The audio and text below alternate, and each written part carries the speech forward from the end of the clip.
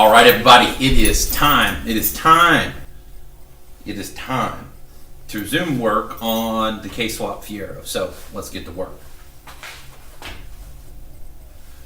First things first, we're going to get it outside, hose it off. I've done a lot of carpentry and woodwork in here lately, and there was like a layer of dust all over the blur. I can't stand that, so we're just going to get it outside, hose her off. I may even hose it off right where it says. Let's see. All right, let's get it.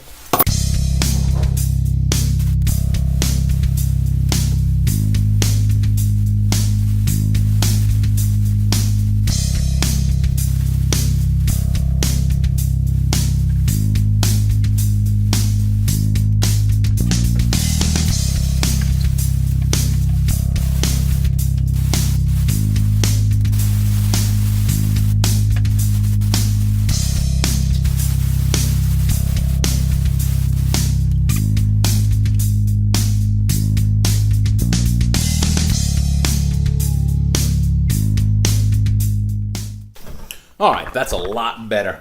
I don't like stuff being dirty, and the blur, well, she's not spotless, but it's a lot better than what it was. You couldn't touch this car without getting filthy. All right, so where are we at? That is a good question. I picked up an expansion tank. GM went off of a mid-sized truck. I'm going to try to fit that over there where the original air box used to live, as a way to kind of get the system, help burp the system. If you know mid-engine cars, Fieros, MR2s, and whatnot, they are a pain in the ass to burp the system, get all the air out. So what I hope to do is take the line from the fill point here on the head, which is over, right over there. That'll run into this top port on the expansion tank. The bottom port will Y in way down there to the stock Fiero line, and that'll just help burp the air out of the system. At least that's the plan. No promises. What I also did is I want to get back on the wiring. So what I did is I printed out some mounting plates templates for the IQ3 dash. I'd like to try to get that all mounted up. I don't know which one's actual size, so I'll have to verify it with the measurements. They actually look almost identical. So I'd like to get started on the wiring today and get the IQ3 tied into the Fiero's dash. Get the steering wheel back in, but I really didn't want to do that until I got all the wiring done, because you have to get up under there, and without the steering wheel in the way, well, as you can see, you got a lot more access to what you're doing.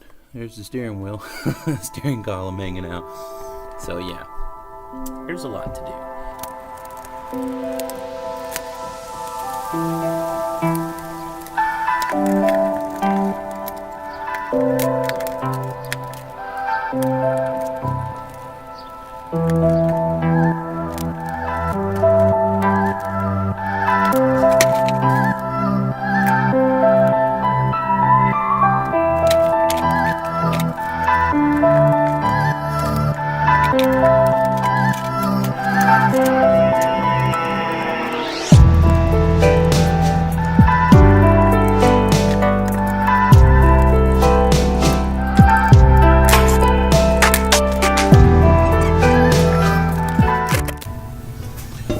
we are back with another little tech tip from BVMotorSports.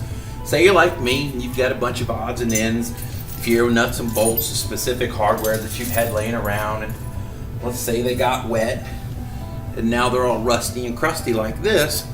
I'm going to show you a really easy trick that you can get these clean, and I mean rust free, without lifting really a finger. There's no manual labor involved other than, well, grabbing them and putting them in the bucket. And I'm going to show you what I do next. Put them in a bucket. I've got lots of hardware, half of which I don't even know if I use or will need. So I want to try to sort through these on what I may and may not need. I can tell you from experience, the stuff works amazing. See how old and crusty and rusty and nasty this file looks? All right, so I got a bunch of files from auction. Hold on, be right back. Just a small sample. I got a bunch of auctions from an auction that was supposed to be a box that came with my welding table with just scrap metal. Well, when I moved it around, I found all these Nicholson, and there's some other like 3-letter German brand. There's like German brand stuff in here. But I got all these files and they look like this. So I let them soak in EvapoRust literally for like 3 hours, and this is what they came out looking like. So we're gonna do that to all our extra hardware that we will use on the interior and wheel liners and things like that.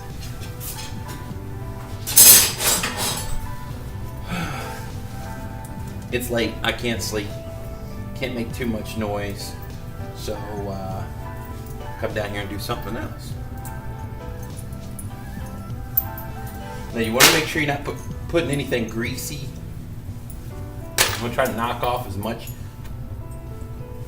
of that you can. Now I got the hiccups. EvapoRust.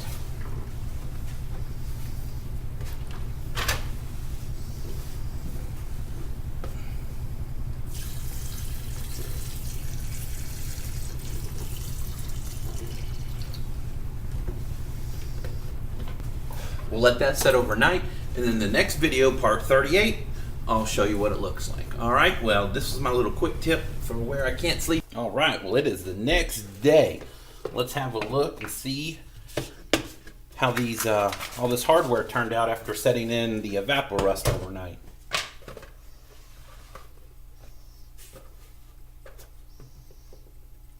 Oh.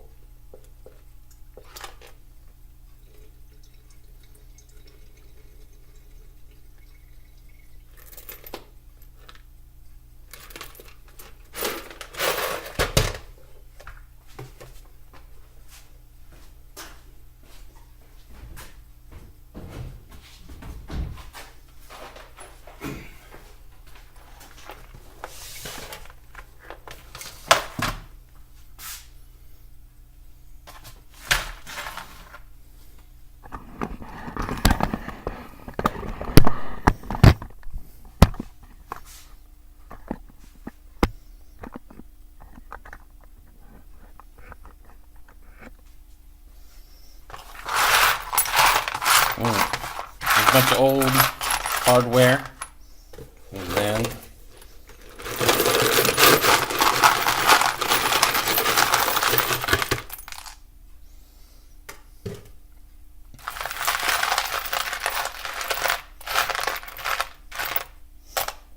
unreal. That just wipes off. They're so clean. Look at that.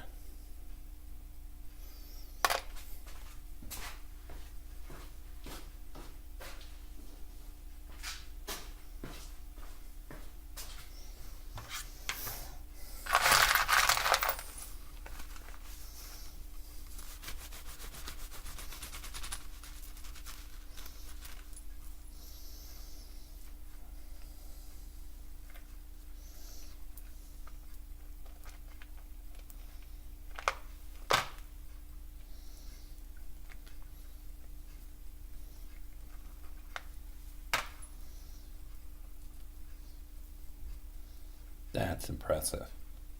That is properly impressive. Crazy. All right, we saw it here. There is no reason to have rusty, crusty bolts on your car when you really, what you have to do is put them in the EvapoRust overnight. I can't believe how good these turned out.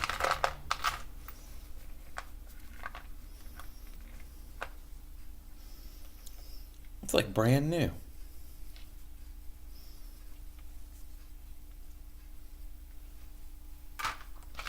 Old lug nut.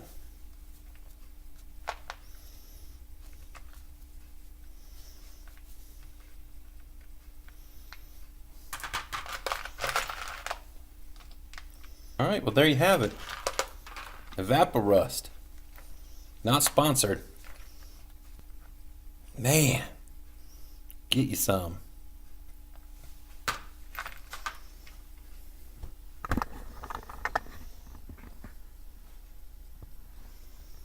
Old and crusty.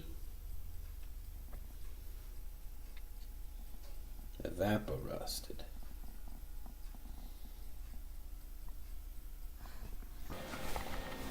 All right, we are back to working on Bryan's car.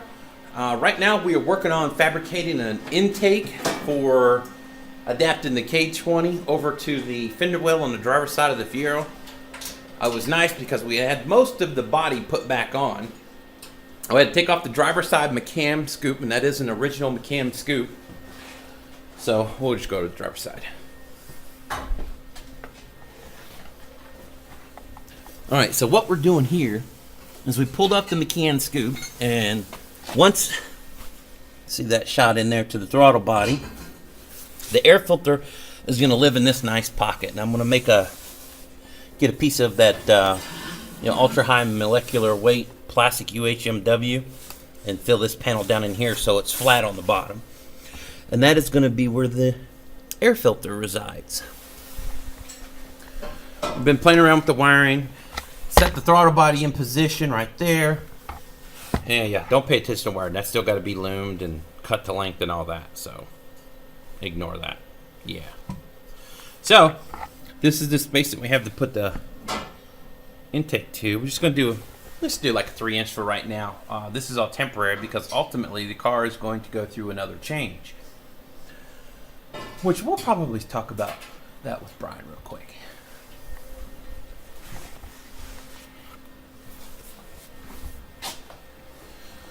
All right, Bryan, what you got going on over here?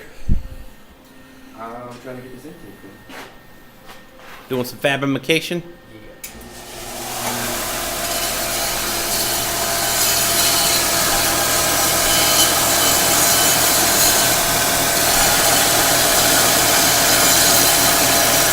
That belt sander is pretty awesome, isn't it? It is.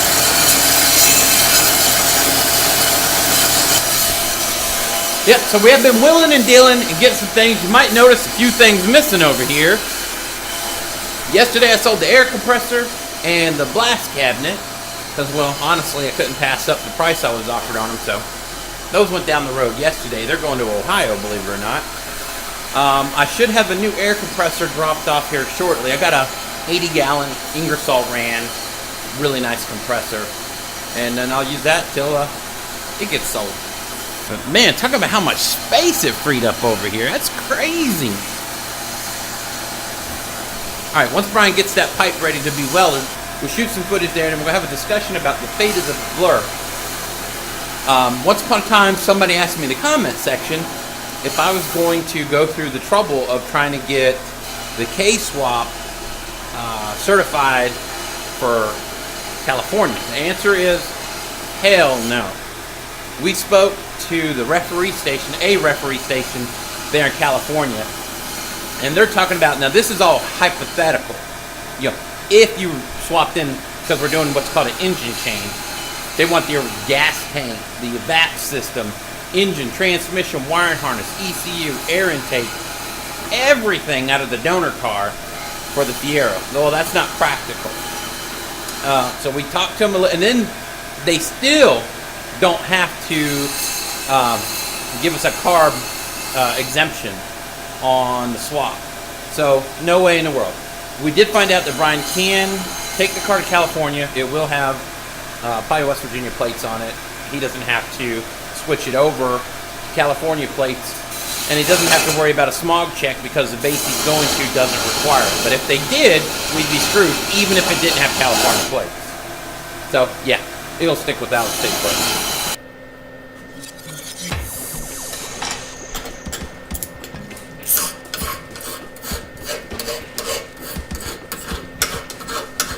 Liking my new helmet, huh?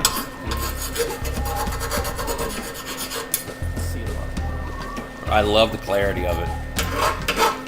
Yeah, what Bryan's wearing is my new helmet I picked up off of Amazon. Apparently, it's identical to I can't remember what brand that sells for like 200 bucks. On a welding forum, somebody found out that helmet is the exact same one at like $70. And it's sold by a company called Tack Life. So I picked it up and it has a clarity of 1111, which is as high as it gets. And it's got a massive field of view. Love it. Bad. I saw that. Almost blew out a finger.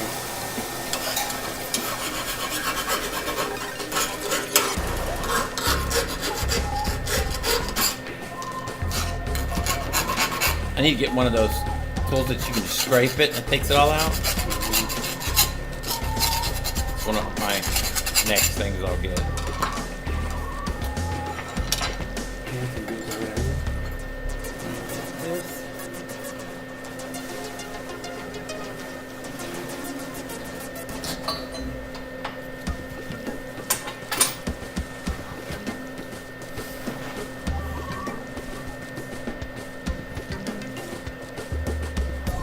And the settings are still the same from the other night, right?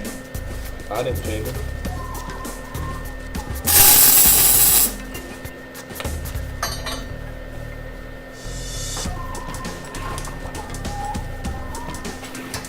It's clamped on the back.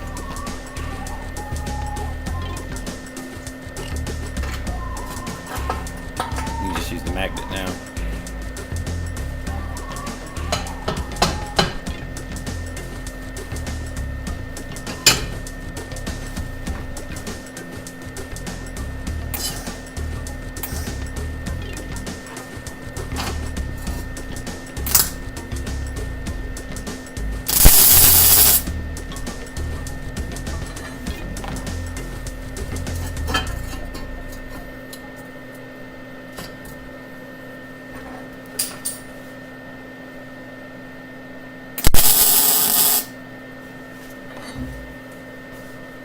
Oh, that's super annoying.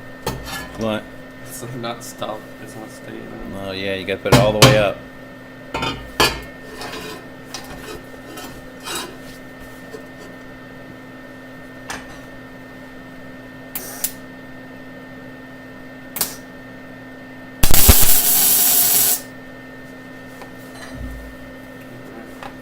All right, you gonna put it in the vise?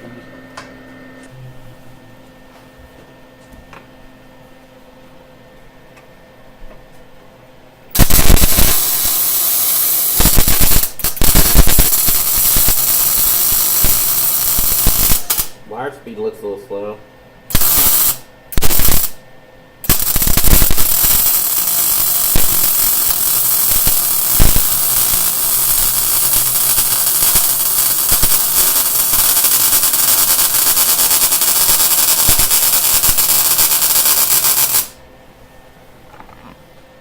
We got it at the end. So we got it at the end. Yeah, that looked good there.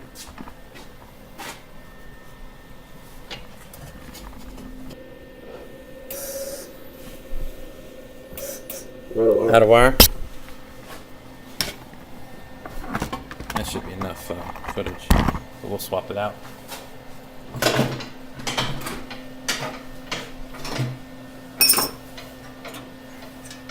Yes, sir.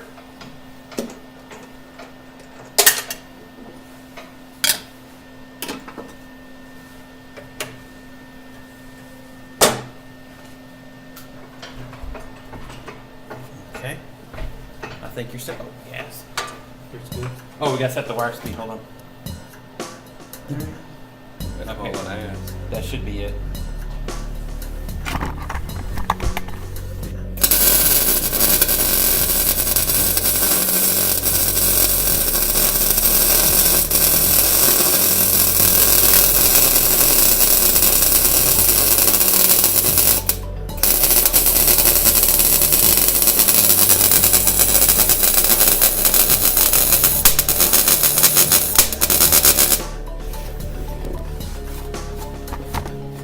That was cold, but it'll work.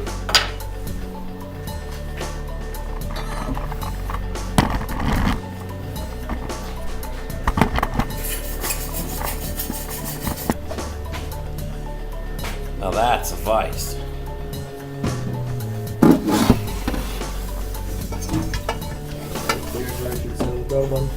Yep, we have to weld a tab to it once we get the correct filter to fit. You see down there? Can I see? It's you need a light. I gotta hold it. All right, back out. All right, you do that. So we got the throttle body right here. This is our air pipe. It's going down into the scoop. And we'll have to make a bracket for it to support the weight.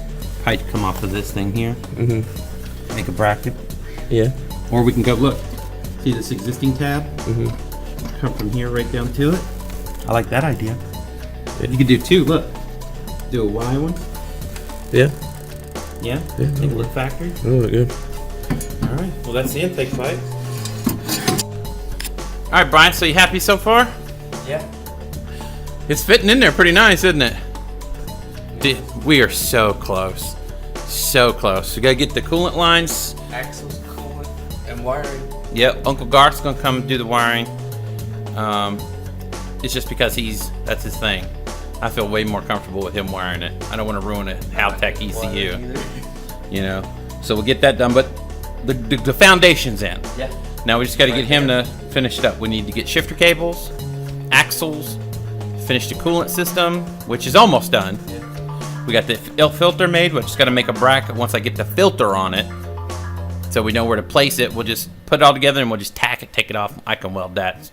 No, your safety is not in jeopardy with me welding that up. All right. Just always remember I learned to weld on your cradle. Cradle, which is Yeah, that should pretty keep you. important part. You know? That should keep you from doing anything stupid. Okay, so once we get that, we'll get it running. We'll test drive it and make sure everything works. Then what do you want to do? We're gonna slap a fat turbo on it. Yep. We need the sidewinder. So you want a manifold like that's on my 88? Yeah. Okay. And what turbo do you want? Probably 62, 66. You want a precision 6266?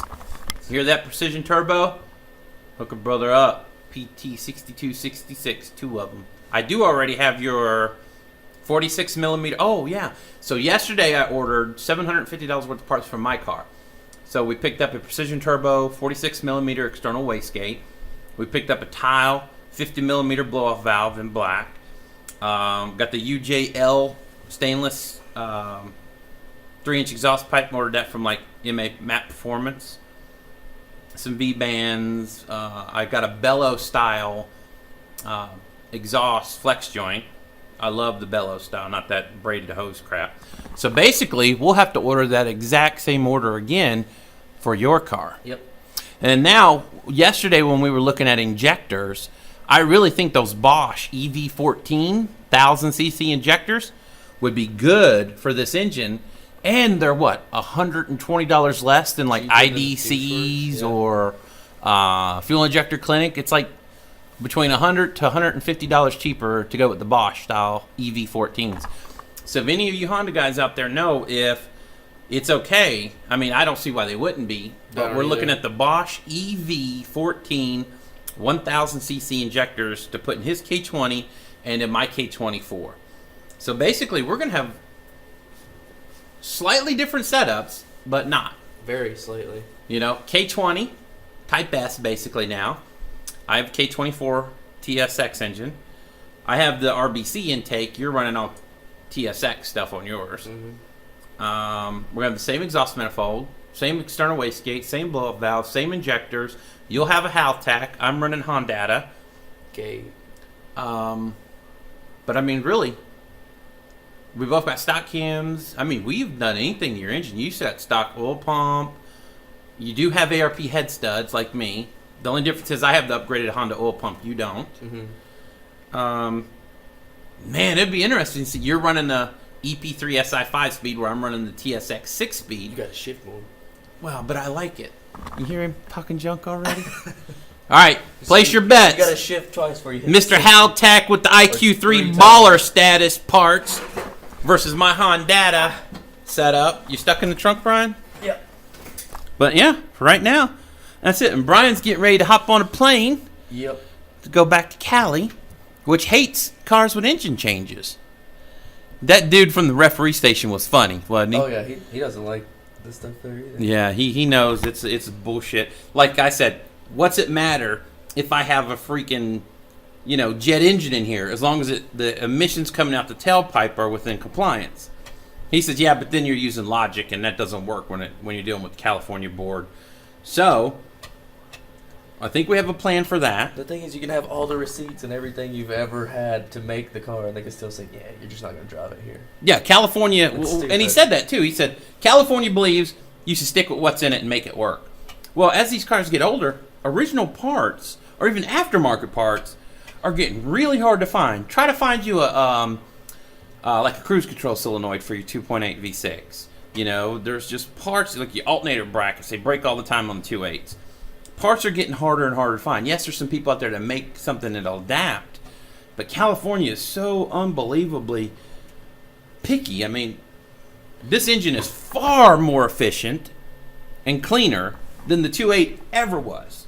It makes more power, gets more miles to the gallon. You'd think they'd be all for it. As long as the emissions coming out the tailpipe meet, the standards. But, again, that's logic, and, well, we know how they roll in California. So, we got about what, Brian? 2 months or so before we can get the next batch of parts ordered for this? Yeah, when I get paid for moving. So we're going to do wheel woods on the back.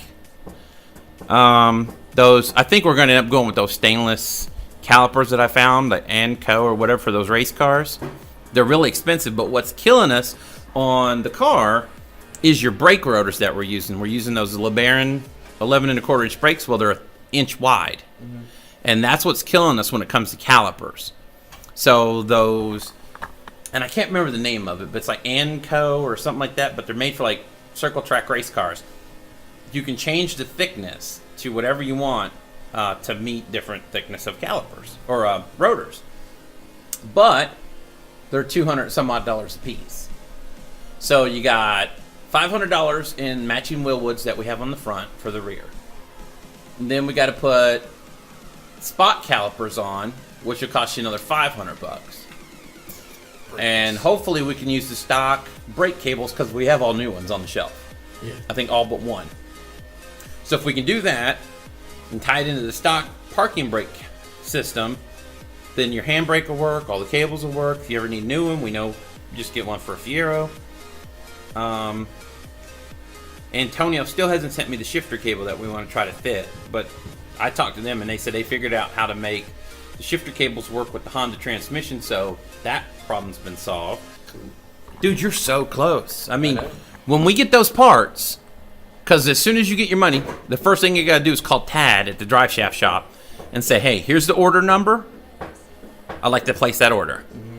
And that's 4 to 6 weeks, and then we'll have your axles. By then, I should have the brakes on, get the whole system bled, get the brakes on, get all that done, get shifter cables ordered, because that's going to take a couple of weeks. Yeah. Dude, this car will be driving soon. I know. It would be driving now if I didn't have to move. Dude. We're getting there. Mm-hmm. All right. Well, I appreciate everybody's support with the videos. I know it means a lot to me. I work pretty hard to make these videos, and it takes a lot of extra time to do all that editing. I'm not good at it, but I'm learning. But it's there. It's there. I would appreciate it if you give this video a like and consider subscribing. It means a lot to me. It helps my videos get suggested so we can get more eyeballs on these projects, because again, nobody's done it but us. And that'll help us get these builds done. We also have t-shirts up for sale, BVMotorSports, and I just had stickers made. Hopefully I'll get those tomorrow and I'll insert those here. And I'd really appreciate your support. If you want to pick up a shirt, sticker, help support the channel. Thank you, and to all the veterans out there, happy Veterans Day. It sounds so weird saying it like that. Happy Veterans Day? Got anything to add, Brian? Mine's going to be faster. Oh, hell no, he didn't. We'll see. We'll see. You haven't had a car yet that could be anything your dad owns. All right, we'll see. Okay. All right. It's on. You heard it here, folks. Thanks. We'll see you on the next one.